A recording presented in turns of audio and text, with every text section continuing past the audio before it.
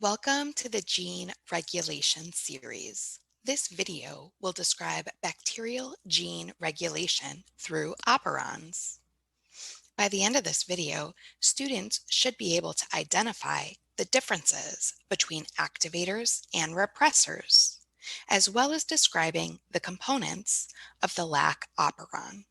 Organisms respond to stimuli, and like our cells, bacteria are no exception. They can actually change the number of proteins and enzymes within themselves to accommodate for variations in the environment. Because bacteria use the extracellular fluid for nutrients, it is critical for them to be able to adjust to factors in their surroundings. Like all organisms, bacteria metabolize sugars to create ATP. Since they only undergo glycolysis, creating 2 ATP, they avoid expending energy needlessly. In environments where levels of glucose are high, the bacteria will make proteins to help utilize the surrounding sugar molecules. Regulating genes help cells to only spend energy when they need it. The green effector molecules are present, waiting for the sugar they break down. In the presence of the sugar, more effector molecules will create more proteins to keep up with the sugar processing demand. Once the sugar demand is depleted, the bacteria will send many of the proteins created for degradation. Effector molecules are a type of ligand that is also called a transcription factor.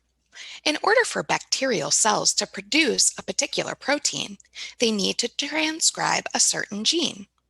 For this gene to become activated, an effector molecule needs to bind to the regulator protein. In the absence of an effector molecule, the protein will not be produced, and the gene is no longer needed. The effectors allosterically bind to sites on the protein that will transcribe the gene. The activators are a positive regulator, increasing transcription, where repressors are a negative regulator, deactivating transcription. Both activators and repressors can bind at the promoter. Repressors are the negative control, stopping or decreasing the rate of transcription. Remember that repressors repress.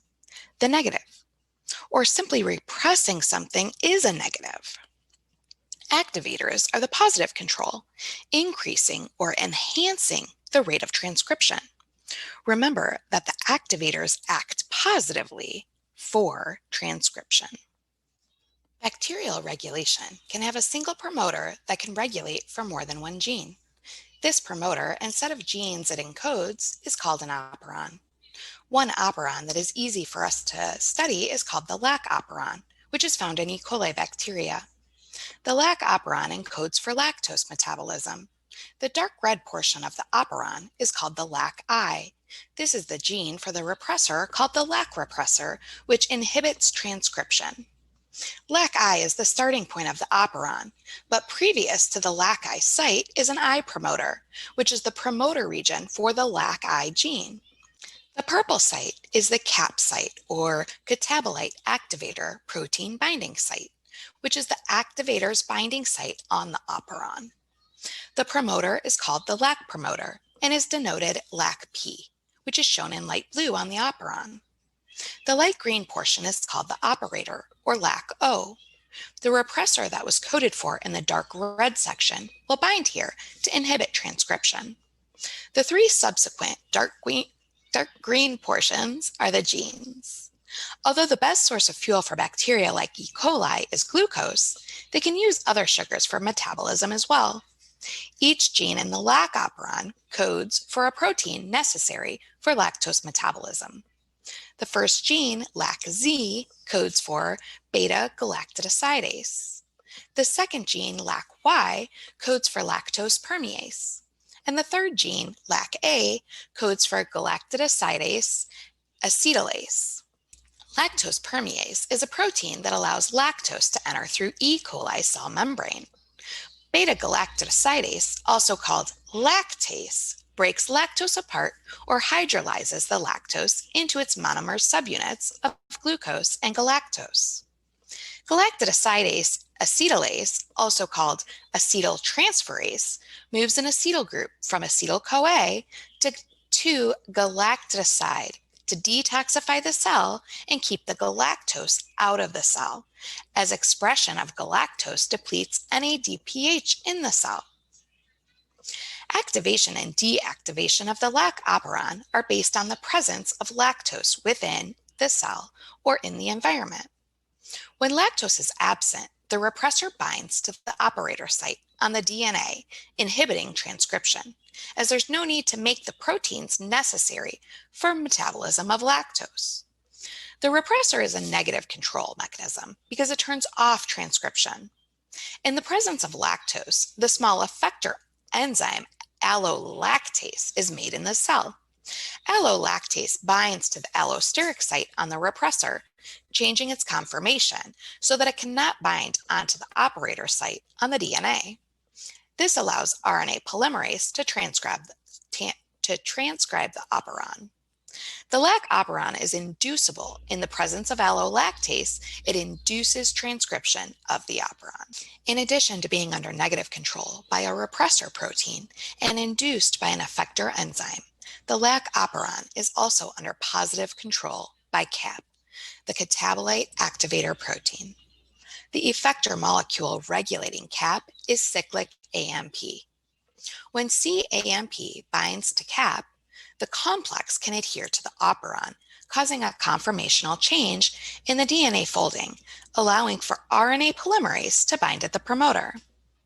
However, cyclic AMP is only generated when glucose is not present. In the presence of glucose, the cell wants to undergo cellular respiration and oxidative phosphorylation, creating ATP. The presence of glucose blocks transcription by blocking the activation of the CAP binding. In bacteria, we don't see oxidative phosphorylation, and so the regulation is for the regulation of glycolysis. In the presence of glucose, glycolysis wants to occur. When glucose is present in the bacteria will metabolize glucose. Since they can only use one sugar at a time, if glucose and lactose are present, both in high quantities, glucose is still the only sugar used. This means the lac operon will not be transcribed. In addition to the cell wanting the glucose, it also is not making enough cAMP, so the enzyme for CAP will be inactive. This also inhibits the rate at which transcription occurs. When lactose is high and glucose is low, the operon will be on and transcription will occur. The allolactase enzyme will rise and bind to the repressor, changing its conformation. Its ability to bind will be affected, and cAMP will bind to the CAP, which adheres to the DNA, and lactose will be metabolized. When lactose is low, there is no need to transcribe the genes for lactose metabolism. The repressor binds to the DNA, and the transcription cannot proceed. With low lactose and high glucose, the CAP is inactive because cyclic AMP is not being made, and glucose is metabolized. In low lactose and low glucose, lots of allolactase is formed, and the RNA polymerase is blocked by the repressor, inhibiting transcription. Because the lactose operon is controlled by two different regulating mechanisms, it is called co-regulation, and it is said to be a co-repressor or repressible operon. Remember that no lactose means no lac. No lac means no operon transcription. There's no need for any lactose metabolism. In high glucose with low lactose, no lactose is no transcription and the operon is off. So even if glucose is low, if lactose is low, no lactose, no transcription. It does not matter if glucose is high or low. If lactose is low, no transcription will occur. In high glucose, the cell only wants glucose. So it will always choose glucose over anything else present. No need for the lac operon when glucose is being chosen, so lactose will not be used for metabolism. The only time we see The operon for lac turned on is in high lactose, low glucose situations. With high lactose and low glucose, the cell will finally transcribe the lac operon. Students should be able to explain the lac operon components and how they work. Students should be able to describe the effectors, activators, and repressors. Students should be able to explain the lac operon activity with regard to glucose and lactose.